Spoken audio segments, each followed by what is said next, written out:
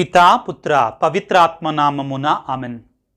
క్రీస్తునాథుని యందు మిక్కిలి ప్రియ సహోదరి సహోదరులారా, సామాన్య కాలపు 23వ ఆదివార వాక్య పరిచర్యకి మిమ్మందరినీ ప్రేమతో ఆహ్వానిస్తున్నాను. మార్కు సువార్త 7వ అధ్యాయము 32వ వచనము నుండి. అప్పుడు అచ్చటి జనులు మూగ చెవిటి వానిని యేసు వద్దకు తీసుకొని వచ్చి వాని మీద ఆయన హస్తములను ఉంచమని ప్రార్థించిరి. యేసు ఆకాశం వైపు కన్నులెత్తి నిట్టూర్చి ఎఫ్ఫాతా అనెను, అనగా తెరవబడుము అని అర్థము. వెంటనే వాని చెవులు తెరవబడెను. నాలుక పట్టు సడలి వాడు తేలికగా మాటలాడసాగెను. చెవిటివారు వినున్నట్లుగా, మోగవారు మాట్లాడునట్లుగా సమస్తమును ఆయన చక్కబరచి ఉన్నాడు అని అందరూ మిక్కిలి ఆశ్చర్యపడిరి. క్రీస్తునాథుని యందు మిక్కిలి ప్రియులకు సహోదరి సహోదరులారా, నీవు నేను నమ్మినటువంటి ఆ నిజదేవుడు సమస్తమును క్రమపరచగలిగినటువంటి వాడు, చక్కబెట్టగలిగినటువంటి వాడు. నీలో నాలో లోపాలు ఉన్నా కానీ, నీలో నాలో లేమి కలిమి ఉన్నా కానీ, నీలో నాలో శారీరక మానసిక ఆత్మీయమైన రోగాలు ఉన్నా కానీ, వీటన్నిటినీ కూడా క్రమపరచగలిగినటువంటి సమర్థవంతుడైనటు దేవుడు నీవు నేను నమ్మినటువంటి మన యేసయ్య. ప్రియులారా, మానవులంగా మనం అనుకుంటాం, నేను సాధిస్తాను, నేను క్రమపరచగలను, నేను సరిచేయగలను, నా వలన అవుతుంది, నేను చేయగలను అని అనుకుంటాం. నా యొక్క అనుభవం, మీ యొక్క అనుభవం, మనందరి యొక్క అనుభవం, మన జ్ఞానాన్నంతా వాడినా కానీ, మన ప్రయాసనంతా చేసినా కానీ, కొన్నిసార్లు మన అనుకున్నది జరగడానికి బదులుగా అంతా కూడా అట్టర్ ఫ్లాప్ అవుతాయండి కొన్నిసార్లు. ఈనాటి వాక్యము ద్వారా దేవుడు మనకు నేర్పించేటి సందేశం ఏమిటి అంటే, మానవుడు ప్రణాళికలు సిద్ధము చేసుకోవచ్చుగాక, కానీ జరిగేది మాత్రం దేవుని చిత్తమే, దానిని జరిపించేది మాత్రం దేవుడే. ప్రియులారా, ప్రపంచంలో అత్యంత శక్తివంతమైన దేశం ఏది అని మిమ్మల్ని అడిగితే తడుముకోకుండా అమెరికా అని చెప్తారు. ఇప్పుడు ఇస్రాయేలుకి పాలస్తీనాకి పాలస్తీనులకి యుద్ధం జరుగుతుంది కాబట్టి మనం అనుకోవచ్చు ఇజ్రాయెల్ దేశం శక్తివంతమైనటువంటిదని. అమెరికా దేశం ఇజ్రాయేలు వెనక ఉండి నడిపించకపోతే ఇస్రాయేలు కూడా కొంతవరకు చాలా వరకు బలహీనపడుతుందండి. ఇస్రాయేలు దేశం యొక్క శక్తి ఏంటంటే అమెరికా యొక్క శక్తి ఏంటంటే ఇస్రాయేలు దేశం. ప్రపంచంలో ఇప్పుడు మనం లౌకికంగా మాట్లాడుకుంటే అత్యంత శక్తివంతమైన దేశం ప్రియులారా అమెరికాని తడుముకోకుండా మనం చెప్తాం. జూన్ 5వ తారీఖున అమెరికా ఒక మహా గొప్ప కార్యానికి అంకురార్పణ గావించింది. జూన్ 5వ తారీఖు ఈ సంవత్సరం ఏమిటి అంటే, ఇంటర్నేషనల్ స్పేస్ స్టేషన్లోకి, అంటే ఆకాశంలోనికి, ఒక స్పేస్ స్టేషన్లోనికి భారతదేశపు సంతతి వారైనటు సునీత విలియమ్స్ని, అదేవిధంగా మిస్టర్ బుచ్ విల్మోర్ని, ఇద్దరిని కూడా ఆ యొక్క ఇంటర్నేషనల్ స్పేస్ స్టేషన్లోనికి పంపించారు. ఇది ఏమిటి అంటే ఆకాశానికి సంబంధించినటువంటిది. ఈ యొక్క ఆకాశంలో ఉన్నటువంటి ఆ శాటిలైట్స్, అదేవిధంగా వాటిని నేర్చుకునేటువంటిది ప్రియులారా. అయితే ప్రియులకు దేవుని బిడ్డలారా, అమెరికా అనేటువంటిది పకడ్బందీ ప్రణాళికతో ప్రపంచంలో అత్యంత శక్తివంతమైన దేశముగా, ఎక్కువ మంది శాస్త్రవేత్తలు కలిగినటువంటిదిగా, ఎక్కువ జ్ఞానవంతులు కలిగినటువంటిదిగా, ప్రియులారా ఏ కార్యం చేస్తున్నా కానీ అణువణువుని కూడా చాలా క్షుణ్ణంగా పరిశీలించి మరీ పంపిస్తుంది ఆకాశంలోనికి. అయితే ఈ ఇంటర్నేషనల్ స్పేస్ స్టేషన్లోనికి పంపబడినటువంటి Sunita Williams, mister Butch Wilmore's అనేటువంటి వారిరువురు కూడా జూన్ 5వ తారీఖున స్పేస్ స్టేషన్లోనికి వెళ్ళారు, ఆ ఆకాశంలోనికి వెళ్ళారు.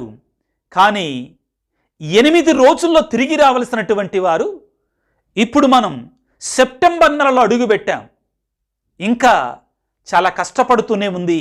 వారు తిరిగి వస్తారా లేదనేటువంటిది ఇంకా దృఢంగా చెప్పలేకపోతున్నారు. ఎందుకని? ఏం జరుగుతుంది? ఒకే ఒకటి ప్రియులారా, దీని ద్వారా మనం నేర్చుకునేటువంటిది ఏమిటంటే, మానవుడు లోకానుసారముగా నేను జ్ఞానవంతుణ్ణి, నేను శక్తివంతుణ్ణి, నన్ను మించినటువంటి వాడు లేడు అనుకోవచ్చండి. కానీ నీ ప్రణాళిక, నా ప్రణాళిక, నీ తెలివి, నా తెలివి ఆయన తెలివి ముందు ఎందుకు కూడా పనికిరానటువంటివే. ఆయన మీద ఆధారపడితే తప్ప, ఆయనే సర్వశక్తిమంతుడు, సర్వజ్ఞాని, ఆయన మించినటువంటి వాడు లేడు అని అంగీకరించకపోతే మానవుడు తనంతట తానుగా చేసే ప్రయత్నాలు నిష్ప్రయోజనం అవుతాయి. ప్రభునందు ప్రియులకు దేవుని బిడ్డ, క్రమపరచువాడు ఆయనే, సక్రమపరచువాడు ఆయనే. అక్రమము నుండి క్రమముగా మార్చగలిగిన శక్తిమంతుడు ఆయనే. ఆదికాండం 1వ అధ్యాయంలో ఏం చదువుకుంటాం? ఆదిలో ఈ సృష్టికి ఒక ఆకారము లేదు, నిరాకారముగా ఉంది, శూన్యముగా ఉంది. నిరాకారము, శూన్యమైనటువంటి ఈ సృష్టి నుంచి దేవుడు క్రమాన్ని తీసుకొని వచ్చాడు. ఆయనకు మించినటువంటి క్రమము మరెవరు కూడా చేయలేరు ప్రియులకు దేవుని. దీన్ని మనందరం గుర్తించాలి. మనము చేసే ప్రతి కార్యాన్ని కూడా దేవునికి సమర్పించుకోవాలి. మానవాడిని ఒక్కసారి పరిశీలిస్తే ప్రియులారా, ఎన్నో లోపాలతో లోపభూయిష్టమైన జీవితాలను జీవిస్తూ ఉన్నాం. ఈనాడు దేవుని యొక్క వాక్యం మనకి సెలవిస్తేది ఏమిటి అంటే, సమస్తాన్ని సక్రమపరచగలిగినటువంటి వాడు యేసయ్య మాత్రమే. ఇక్కడ ప్రారంభంలోనే ఒక మాట మీతో చెప్తున్నాను. ఏంటంటే, ఈ క్రమము లేనటువంటి తనానికి, అక్రమానికి, లోపభూయిష్టానికి కారణం ఏంటి? సృష్టిలో పాపం ప్రియులారా. ఈ మాట గుర్తుపెట్టుకోండి ఈనాటి వాక్య పరిచర్య అంతా కూడా. అవును, ఎందుకని దేవుడు ఇంత మంచిగా చేసిన సృష్టిలోనికి అక్రమమైనటువంటిది, లోపభూయిష్టమైనటువంటిది, రోగాలు, వ్యాధులు, బాధలు వచ్చాయి. ఎందుకు వచ్చాయి? పాపం ప్రధానమైనటువంటి కారణం. ఆ పాపాన్ని సాతానుడు అనేటువంటి వాడు తన ఆయుధంగా మార్చుకొని మానవాళి మీద చేస్తున్నటువంటి యుద్ధం ప్రియులారా. ఈ అంశాన్ని దయచేసి మనసులో గుర్తుపెట్టుకోండి ఈ వాక్య పరిచర్య అంతా కూడా. ఎందుకని మానవునికి రోగాలు, వ్యాధులు, మరణం ఎందుకు వస్తున్నాయి? పాపమే ప్రధానమైన కారణం.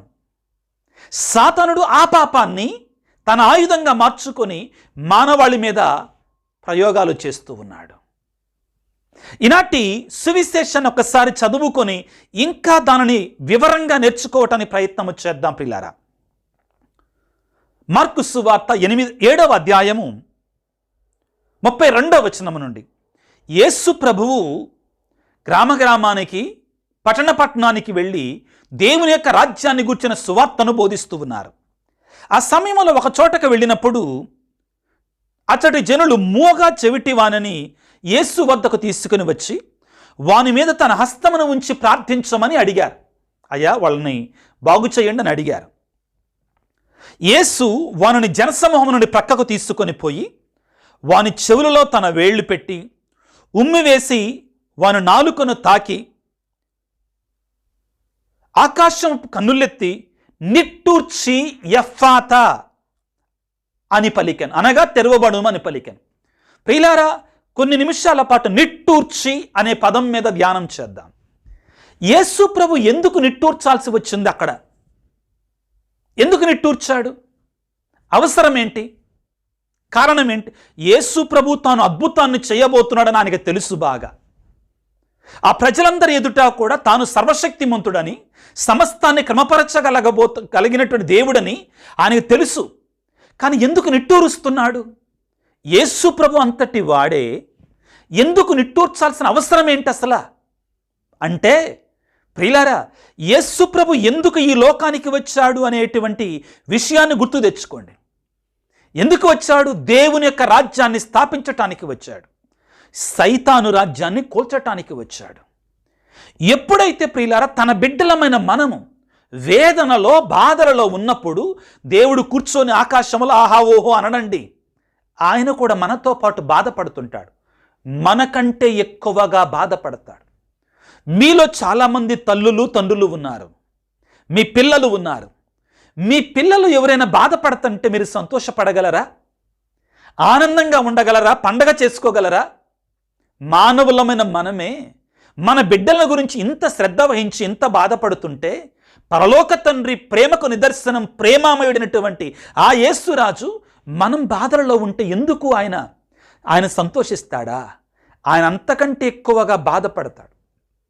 ఇక్కడ యేసు ప్రభు ఎందుకు నిట్టూర్చాడు అంటే ఆ వ్యాధిని, ఆ లోపాన్ని చూసినప్పుడు ఆయనకి జ్ఞాపకం వచ్చింది సాతానుడు తన బిడ్డలతో ఆడుకుంటున్నటువంటి ఆట. పాపం కారణంగా సాతానుడు ప్రజలను ఏ విధముగా పీడిస్తున్నాడు, ఏడిపిస్తున్నాడు అనేటువంటిది ఆయనకి జ్ఞాపకం వచ్చింది. అవును ప్రియులారా, అయ్యో నా బిడ్డలు పాపానికి బానిసలైపోయి ఈ రీతిగా సాతాను చేత పీడించబడుతున్నారా? సైతాను రాజ్యాన్ని చూసినప్పుడు ఆయన బాధపడ్డాడు. దేవుని యొక్క ప్రేమ రాజ్యం రావాలి, అక్రమముగా ఉన్నటువంటి క్రమము లేనటువంటి తనముతో లోపభూయిష్టంగా ఉన్నటువంటి నా బిడ్డలు ఈ ప్రపంచం అనేటువంటిది అయ్యో ఎన్నో బాధలు పడుతున్నాయే అని బాధపడ్డాడు. పిల్లారా, బైబిల్ గ్రంథంలో దేవుడు మనకిచ్చినటువంటి ఈ బైబిల్ గ్రంథంలో దేవుడు ఎన్నో సందర్భాలలో బాధపడినటువంటి సందర్భాలు ఉన్నాయి. ఆదికాండము 6వ అధ్యాయం 5వ వచనం నుంచి మనం చదువుకుంటే దేవుడు ఆదిలో సమస్తాన్ని కూడా సక్రమముగా సృష్టించిన తర్వాత మానవుడు అనేటువంటి వాడు పాపములో పడిపోయినప్పుడు మొట్టమొదటిసారిగా దేవుడు బాధపడుతున్నాడండి. బాధపడటం ప్రారంభించాడు. మానవాళిని సృష్టించినందుకు గాను దేవుడు బాధపడ్డాడు. అంతకుముందు వాక్యములు ఏమనంటుంది? మానవుడు పరమ దుష్టుడైపోయాడు, పాపము చేయవలనే కోరికతో ఉన్నాడు.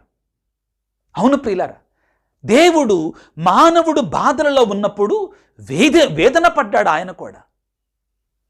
ఆయన కూడా బాధపడ్డాడు. పిల్లారా, ప్రియులకు దేవుని బిడ్డలారా, ఎందుకు దేవుడు బాధపడుతున్నాడంటే పాపం అనేటువంటిది రాజ్యం వెళుతుంది లోకములో.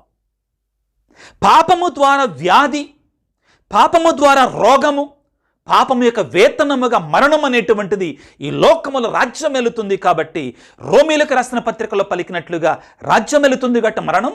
యేసయ్య బాధపడుతున్నాడు. ఎలాగా అంటే వాక్యాన్ని చదువుకుంటే ప్రియులకు దేవుని బిడ్డలారా, యోబు గ్రంథం 1వ అధ్యాయం 6వ వచనం నుంచి 9వ వచనం, ముఖ్యంగా 9వ వచనాన్ని మనం చదివితే దేవుడి దగ్గరికి దేవదూతలు వస్తున్నారు. వాళ్లతో పాటుగా సాతానుడు కూడా దూరి వచ్చాడు. ఏమై సాతాను ఎక్కడి నుంచి వస్తున్నావంటే భూలోకంలో అటు ఇటు తిరిగి వస్తున్నానన్నాడు. నా సేవకుడని యోబును చూచితివా? అతడు నీతిమంతుడు, దైవభక్తి కలిగినటువంటి వాడు అనని అతని మంచిని దేవుడు సాతానుకు చెప్పాడు. సాతానుడు అన్నాడు, ఓ ఆయన్ని ఊరికినే ఆరాధిస్తున్నాడా? ఊరికినే నీతిమంతుడిగా ఉన్నాడా? ఆయనని బాధల పాలు చేయమన్నాడు. అంటే ఎవరు బాధల పాలు చేసేది? సాతానుడు. అయితే ఇక్కడ మనం గమనించాలండి, ఇక్కడ మనందరం గమనించాలి. దేవుడు కొన్నిసార్లు బాధలని అంగీకరిస్తాడు. దేనికి?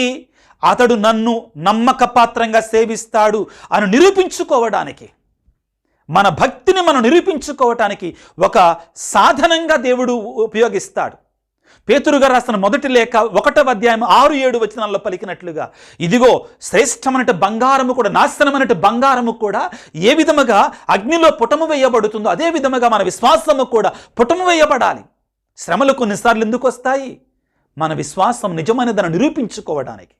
కానీ సాతానుడు మానవుని గలిబిలి చేయటానికి, చిత్రహింసలు పెట్టడానికి, పాపం యొక్క వేతనముగా వచ్చే రోగము, బాధలు పంపించటానికి ఇదిగో ఈ లోకానికి వస్తాడు, మానవుని బాధ పెడుతుంటాడు. అదేవిధంగా యోబు గ్రంథము 2వ అధ్యాయం 5వ వచనంలో ప్రియులారా చాలా స్పష్టంగా మనం చదువుకుంటాం. దేవుడు వద్దులే పోనీలే, అతడు నీతిమంతుడు, దైవభక్తి కలిగినటువంటి వాడు అని చెప్తుంటే నాకు అవకాశం ఇవ్వు, యోబు నిన్ను తిడతాడని నిన్ను నిరూపిస్తానని చెప్పాడు. ఏం కావాలయ్యా నీకు అని చెప్పాడు. పిల్లలను చంపేశాడు, సంపదలను చంపేశాడు. ఇంకా ఏం కావాలి నా కుమారుడైనట్టు యోబు నుంచి అంటే, అతని యొక్క జీవితం మీద అధికారం ఇవ్వు. నో నో నో నో, అతని ఆత్మ మీద నీకు అధికారాన్ని ఇవ్వనన్నాడు. సరే, శరీరం మీద అధికారాన్ని ఇవ్వు అంటే రోగం. ఇప్పుడు అర్థం కావాలి ప్రియులారా, మీకు ఇప్పుడు అర్థం కావాలి. సాతానుడండి, గుర్తుపెట్టుకోండి. అతని శరీరం మీద అధికారాన్ని ఇవ్వు అంటే, సరే శరీరాన్ని ఏమైనా చేసుకో, ఆత్మజోలికి మాత్రం ప్రాణం నాది అన్నాడు దేవుడు. ఇక అప్పుడు ఆడుకోవటం మొదలుపెట్టాడండి యోబుతోటి. అర్థమవుతుందా ప్రియులారా? మనతో ఆడుకునేటువంటిది సాతానుడు. దేవుడు యోబు బాధలలో ఉన్నప్పుడు ఆయన కూడా పరిపరి విధాల బాధపడ్డాడు, కానీ ఆగాడు. యోబు యొక్క విశ్వాసం నిజమైనదని నిరూపించబడటానికి. అవును ప్రియులారా, మన జీవితంలో కూడా కొన్నిసార్లు శ్రమలు వచ్చినప్పుడు, బాధలు వచ్చినప్పుడు వెంటనే దేవుడు నిందించటం కాదు, లేకపోతే విశ్వాసాన్ని కోల్పోవటం కాదు. ఆ విశ్వాసము ద్వారా ఆ శ్రమల నుండి కడిగిన ముత్యంలాగా మన విశ్వాసం బయటికి రావాలి. అవును, కాల్చబడిన బంగారములాగా మన విశ్వాసం బయటికి రావాలి. అవును ప్రియులకు దేవుని బిడ్డలారా, యేసయ్య ఎందుకు బాధపడుతున్నాడు, నిట్టూరుస్తున్నాడు ఆ మోగ చెవిటివనని చూచి అంటే, సాతానుడు తన బిడ్డలను గలిబిలి చేస్తున్నాడు ఆ యోబుని పెట్టినట్లుగా అని యేసయ్య బాధపడుతున్నాడు. సాతాను రాజ్యాన్ని చూసి, సాతాను పెడుతున్న బాధలను చూచి ప్రియులారా, నువ్వు అనుకో, మాకు నువ్వు శ్రమలలో ఉన్నప్పుడు దేవుడు నన్ను పట్టించుకోవటం లేదు చాలాసార్లు అంటాం మనం. నీకంటే నాకంటే మనం శ్రమలలో ఉన్నప్పుడు ఎక్కువ బాధపడేది ఆయనే ప్రియులకు దేవుని బిడ్డలారా. తర్వాత మనం సొలొమోను జ్ఞాన గ్రంథము 1వ అధ్యాయము 14వ వచనం నుంచి దయచేసి చదవండి. సొలొమోను జ్ఞాన గ్రంథము 1వ అధ్యాయం 14వ వచనం అండి. చాలా చక్కని మాటలు పేరారు. ఏమనుంటుంది అంటే, ప్రతి ప్రాణిని దేవుడు జీవించుట కొరకే సృష్టించాడు, కానీ మరణించుట కొరకు సృష్టించలా. మనల్ని దేవుడు సమృద్ధిగా జీవించటానికి ఆయన సృష్టించాడు, కానీ మరణించటానికి సృష్టించలా. మరి ఇంకేంటంటే ప్రియులారా, ఆయురారోగ్యములతో అలరారాలి అని దేవుని కోరిక. వాక్యాన్ని చదవండి. సొలొమోను జ్ఞానగ్రంథం 1వ అధ్యాయం 14వ వచనం నుండి.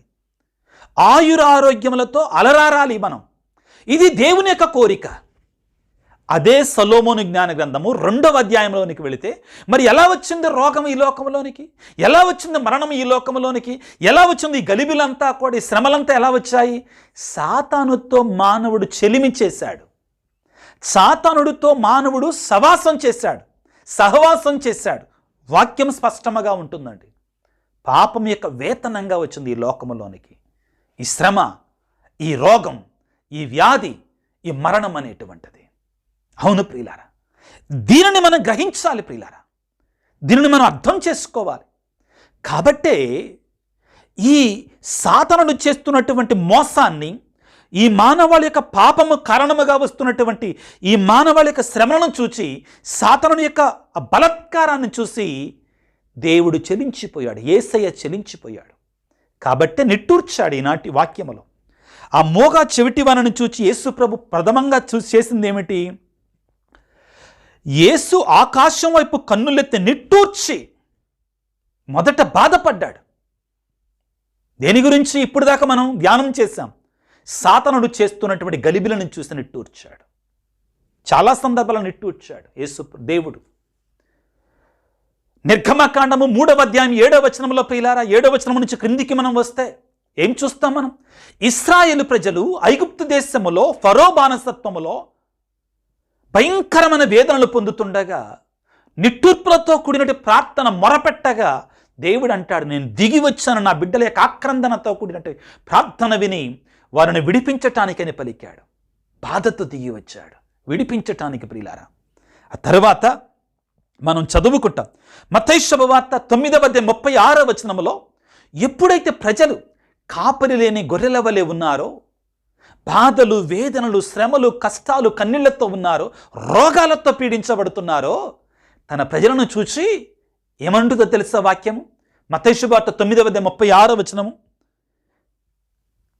ప్రజలు నిస్సహాయులై బాధలతో మ్రగ్గుచు కాపరి లేని గొర్రెల వలె ఉన్న జనసమూహమును చూచి ఆ కరుణామయుడు కడుపు తరుక్కొని పోయింది. ఆయన కనికర్మ కలిగి ఉన్నాడు ప్రజల మీద. ఆయన కడుపు తరుక్కొని పోయింది ప్రియులారా. లాజరు మరణించినప్పుడు ఆయన నిట్టూర్చాడు. ఎందుకు నిట్టూర్చాడు? సాతానుడి యొక్క ప్రయోగం అది. ఆ తరువాత ప్రియులరా, యెహెజ్కేలు గ్రంథము 34వ అధ్యాయం 16వ వచనంలో చాలా స్పష్టంగా రాయబడి ఉంటుంది. ఏమిటి? గాయపడినటువంటి గొర్రెలకు నేను కట్టుదును అంటున్నాడు. తన బిడ్డలను చూచి దేవుడు బాధపడటం మాత్రమే కాదు, దాన్ని బాగు చేస్తాడు. మనం చేయాల్సింది ఆయన దగ్గరికి వెళ్ళాలి. అవును, ఆయన దగ్గరికి వెళ్ళాలి. ఏమంటున్నాడు? ఆయన గాయపడినటువంటి గొర్రెలకు నేను కడతానని పలుకుతున్నాడు. యెహెజ్కేలు గ్రంథం 34వ అధ్యాయం 16వ వచనంలో. యోహాను సువార్త 10వ అధ్యాయంలో ఇదే విషయాన్ని మనం నేర్చుకుంటాం. నేను మంచి కాపరని, గొర్రెల కొరకే మంచి కాపరి ప్రాణాన్ని ఇస్తాడు. కీర్తనాకారుడైన దావీదు పలికిన మాటలు ప్రియులారా, యావే నా కాపరి, నాకు ఏ కొదవయ్యు లేదు. ఆయన నన్ను నడిపిస్తాడు. మంచి కాపరి గొర్రెలు తప్పిపోయినప్పుడు, బాధలలో ఉన్నప్పుడు ఆయన కూడా బాధపడతాడు, వేదన పడతాడు. యేసయ్య ఈ రోజున ప్రియులారా, ఇదిగో ఆ మూగ చెవిటి వారి బాధలను చూచి ఆయన నిట్టూర్చాడు ప్రియులారా. నిట్టూర్చి ఏమన్నాడు? వెంటనే ఎఫ్ఫాతా అనెను. ఎఫ్ఫాతా అనగా తెరువబడుము అని అర్థము. ప్రియులారా, జ్ఞానస్నానం పొందినటువంటి బిడ్డలందరూ ఈ మాట గుర్తుపెట్టుకోవాలి. జ్ఞానస్నాన సాంగ్యములో నీవు రక్షణ పొందుతున్నప్పుడు గురువు ఎఫ్ఫాతా సాంగ్యాన్ని చేస్తాడు. ముఖ్యంగా చిన్నపిల్లల జ్ఞానస్నానములో, పసిబిడ్డల జ్ఞానస్నానములో గురువు ఈ ప్రార్థన చేస్తారు. బిడ్డలకి తెరువబడుమనే ప్రార్థన చేస్తాడు. ఏమి తెరువబడాలి? నాలుక, చెవులు తెరువబడాలి. ఆ బిడ్డల కొరకే ప్రార్థన చేస్తాడు. దీని గురించి శ్రద్ధ వహించండి. జ్ఞానస్నాన సాంఘ్యములో ప్రియులారా, ఈ ఆధునిక ప్రపంచంలో జ్ఞానస్నానం ఇచ్చేటప్పుడు కొంతమంది తండ్రులు అలా ఏం జరుగుతుందో కూడా అర్థం కావట్లేదండి. శ్రద్ధ వహించండి. ఎఫ్ఫాతా సాంగ్యాన్ని గురువులు చేస్తారండి బిడ్డల కొరకై. నోరు తెరవబడాలి, చెవులు తెరవబడాలి, వినికిడి, నోరు, మాట్లాడే శక్తి దేవుడు వారికి ఇవ్వాలని. అవును ప్రియులారా, ఇదిగో ఈనాడు దేవుని యొక్క వాక్యం మనకు సెలవిస్తేటువంటి అంశం ఏమిటి అంటే, ఆయన బలహీనంగా ఉన్నటువంటిది, లోపభూయిష్టంగా ఉన్నటువంటి, అక్రమముగా ఉన్నటువంటి, రోగాలతో ఉన్నటువంటి వాటిని క్రమపరచే దేవుడు, సక్రమపరచే దేవుడు, బాగు చేసే దేవుడై ఉన్నాడు. వాక్యాన్ని చదువుకుంటే ఎఫ్ఫాతా అనెను అనగా తెరవబడును అని అర్థం.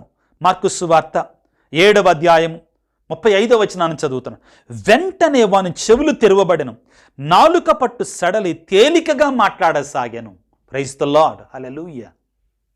అది ఆయన శక్తి ప్రియులారా, ఆయన శక్తి అది. మార్కు సువార్త 7వ అధ్యాయం 37వ వచనంలో చెవిటివారు వినున్నట్లుగా, మూగవారు మాట్లాడునట్లుగా సమస్తమును ఈయన చక్కబరచి ఉన్నాడు. ఈ మాట ముగింపు, ఈ మాట ఈనాటి సువిశేషానికి, ఈనాటి వాక్య పరిచర్యకి అత్యంత ముఖ్యమైనటువంటిది. చెవిటివారు వినున్నట్లుగా, మూగవారు మాట్లాడినట్లుగా సమస్తమును ఆయన సక్రమపరచి ఉన్నాడు. ప్రియ దేవుని బిడ్డ, నీ జీవితములో, నా జీవితములో సమస్తాన్ని సక్రమపరచగలిగినటువంటి ఏకైక దేవుడు ఆ యేసురాజు మాత్రమే. ఆయన తప్ప మరొకడు లేడు. నీవు నేను ప్రణాళికలు సిద్ధపరచుకోవచ్చుగాక, నీవు నేను చాలా విషయాలు చేయొచ్చుగాక, అది చెయ్యాలి, ఇది చెయ్యాలి, ఇంకా బాగా చేయాలి, ఇంకా పర్ఫెక్ట్ చేయాలి, ఇంకా అమెరికన్స్ లాగా చేయాలి, జర్మన్స్ లాగా చేయాలి, ఇటాలియన్స్ లాగా చేయాలి, ఇంకా మంచిగా చేయాలి, ఇవన్నీ బాగానే ఉన్నాయి. కానీ ఆయన లేకపోతే మనం ఏం చేయలేం. మీకందరికీ ఒక విషయాన్ని చెప్తాను ప్రియులారా, దయచేసి దీనిని మీరు వేరే విధంగా తీసుకోమాకండి. ఒకప్పుడు ఈ పాశ్చాత్య దేశాలన్నీ కూడా క్రీస్తుని వారి హృదయాల్లో దాచుకున్నాయి, ఎంతగానో అభివృద్ధి చెందాయి, ప్రపంచంలో అతి శ్రేష్టమైన దేశాలుగా మారిపోయాయి. కారణం, క్రీస్తుని వారి దేవునిగా అంగీకరించే ప్రతి కుటుంబంలో కూడా భక్తి పొంగి పొరలేదండి. నేను ఇక్కడ ఉన్నాను కానీ నిజం చెప్తున్నాను, కానీ నిదానంగా ఇక్కడ విశ్వాసం సన్నగిల్లిపోతుంది. అదేవిధంగా ఇక్కడున్న ప్రజలకి వేదనలు ఎక్కువవుతున్నాయి, ప్రాబ్లమ్స్ ఎక్కువవుతున్నాయి ఇక్కడున్న ప్రజలకి ప్రియులారా. ఈ ఫలితం అనేటువంటిది ఇంకొక 50, 60, 100 సంవత్సరాలు ఇక్కడ కరెక్ట్గా చూపిస్తుందండి. ఏ విధంగా ఈ ప్రాంతం కిందికి వెళ్ళిపోద్ది ఇంకా నిదానంగా. క్రీస్తును మరచిపోయినటువంటి ప్రాంతాలు ఇవి ప్రియులారా, మరచిపోతున్నాయి నిదానంగా. మరి ఫాదర్ గారిని మీరు ఇంకా ఎందుకు అక్కడికి వెళ్ళటం? గురువులు లేరు అసలు ఎక్కడ. ఆ ఉన్నవారి కోసమన్నా రావాలి కదా, ఆ ఉన్నవారి కోసమన్నా కానీ ఎవరో ఒకళ్ళు దివ్య సంస్కారాలు ఇవ్వాలి కదా.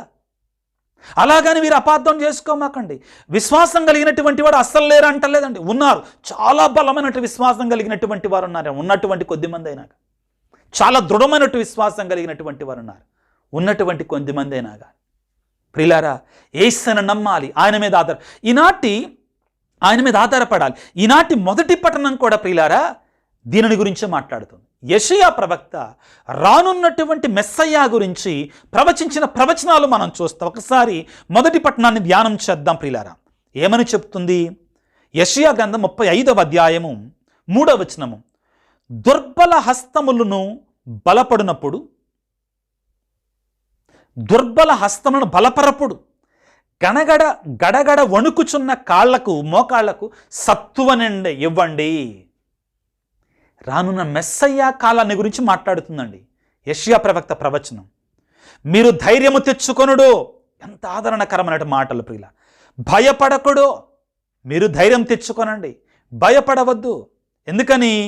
మీ దేవుడు వచ్చుచున్నాడు, మీ దేవుడు రాబోతున్నాడు. యెషయా కాలంలో రానున్న మెస్సయ్యాని గురించి మాట్లాడినటువంటి ప్రవచనాలు ఇవి ప్రియులారా, పలికిన ప్రవచనాలు ఇవి. ఏమంటున్నాడు? దుర్బల హస్తములను బలపరచండి, గడగడ వణుకు మోకాళ్లకు సత్తువనివ్వండి, మీరు ధైర్యము తెచ్చుకొనండి, భయపడకండి, మీ దేవుడు వచ్చుచున్నాడు అని మీరు నిరుత్సాహం చెందిన వారితో పలకండి. అప్పుడు గ్రుడ్డివారు చూతురు, చెవిటివారు విందురు. ఈనాటి సువిశేషం ఇది నెరవేరుతుంది. ఈనాటి సువిశేషంలో అప్పుడు గ్రుడ్డివారు చూతురు, చెవిటివారు విందురు, కుంటివారు లేగవలే గంతులు వేయుదురు, మోగవారు సంతసముతో కేకలిడుదురు, మరుభూమిలో ఏరులు పారును, ఎండిన నేల సరస్సగును, మాడిన నేలలో నీటి బుగ్గలు పుట్టును. ఆదరణకరమైనటువంటి, ప్రోత్సాహకరమైనటువంటి, ఆశావహ దృక్పథంతో ఉన్నటువంటి ప్రవచనాలు పాత నిబంధన గ్రంథంలో, యెషయా గ్రంథంలో రానున్నటువంటి మెస్సయ్యాను గురించి పలికిన మాటలు ప్రియులారా. పరిశుద్ధ బైబిల్ గ్రంథంలో మనం చూసాం ఏ విధంగా దేవుడు ప్రజలు తన బిడ్డలు బాధలలో ఉన్నప్పుడు దిగి వచ్చాడు అని. చివరిగా మెస్సయ్య రూపములో, యేసయ్య రూపములో మన దగ్గరికి దిగి వచ్చాడు. దాన్ని గురించే మత్తయి శుభవార్త 1వ అధ్యాయం 22-23 వచనాలలో ఆయనకు ఇమ్మానుయేలు అని పేరెడుదురు. ఇమ్మానుయేలు అనగా దేవుడు మనతో ఉన్నాడు బాధలలో, కష్టాలలో, శ్రమలలో.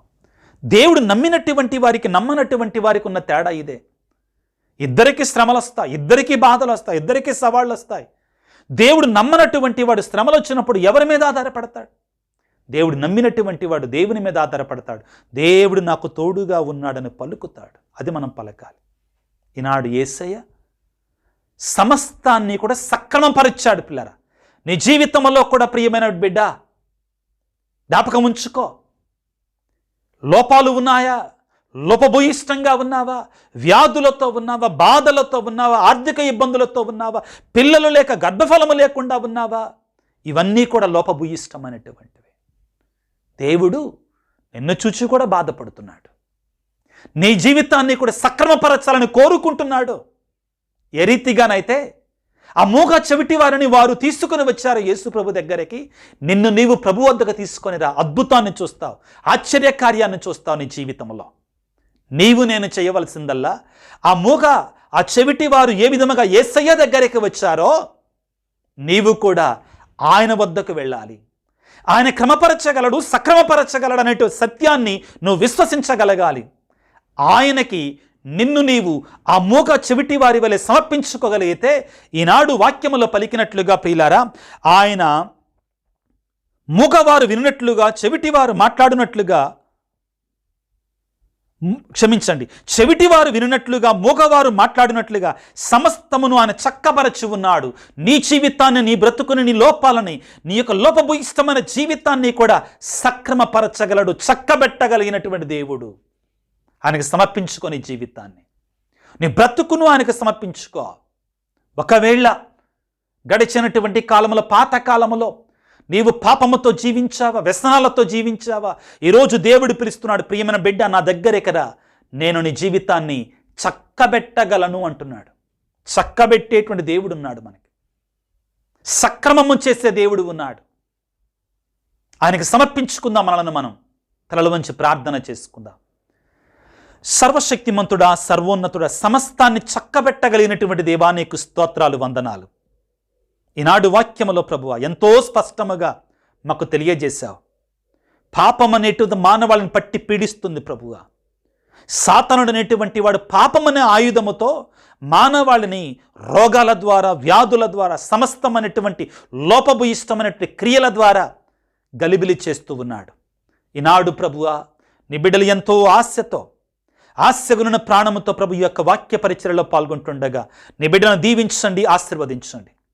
వారి బ్రతుకులలో, వారి జీవితాలలో ఏమైతే సక్రమముగా లేదో, లోపభూయిష్టముగా ఉన్నదో, వ్యాధులు కావచ్చు, ఆర్థిక ఇబ్బందులు కావచ్చు, ఆత్మీయ విషయంలో నీకు దూరమై ఉండవచ్చు, మానసికంగా శాంతి సమాధానం లేకుండా ఉండవచ్చు, అప్పుల బాధలు కావచ్చు, బిడ్డలు లేకపోవటం కావచ్చు, ఉద్యోగం లేక కావచ్చు, పెళ్ళి జరగకుండా ఉండవచ్చు కావచ్చు, ఎవరైనా కానీ ప్రభువా వారందరిని కూడా క్రమపరచండి. భార్యాభర్తల మధ్యలో, బిడ్డల మధ్యలో ప్రేమ వెల్లివిరిచేలాగున మీరు దీవించండి, ఆశీర్వదించండి ప్రభువా. ఎవరైతే బిడ్డలు ఫాదర్ మా కోసం ప్రార్థించండి అయ్యా అని మెసేజ్లు ఉంచుతున్నారు, ఈ ప్రార్థనతో ఏకీభవించి ప్రార్థిస్తున్నారు ప్రభువా, వారందరిని దీవించండి. వారి ఉద్దేశాలను, వారి తలంపులను ఈ క్షణంలో ప్రభువా దీవించమని వేడుచున్నాను. ఈ సమయంలో ప్రభు ప్రార్థన చేస్తుండగా వారిని దర్శించండి నాయన. వారిపై మీ పవిత్రమైన హస్తాన్ని ఉంచండి, నీ పరిశుద్ధ రక్తాన్ని ప్రోక్షించండి ప్రభువా. ఈరోజు ఏ విధముగా మీరు ఆ మూగ చెవిటి వారిని స్వస్థపరచి ఉన్నారు, అదేవిధంగా నీ బిడ్డలను ప్రభు స్వస్థపరచండి, శక్తినివ్వండి, దీవెన ఆశీర్వాదాలను ప్రసాదించమని మా ప్రభు అయిన క్రీస్తు ద్వారా వేడుకొనుచున్నాము తండ్రి, ఆమెన్. ప్రభువు మీతో ఉందురుగాక, మీ ఆత్మతో ఉందురుగాక. సర్వశక్తి గల సర్వేశ్వరుడు పిత, పుత్ర, పవిత్రాత్మ మిమ్ము మీ కుటుంబాలను చల్లగా దీవించి ఆశీర్వదించి కాపాడుదురుగాక. God bless you. దేవుడు మిమ్ము దీవించుగాక. ఆమెన్.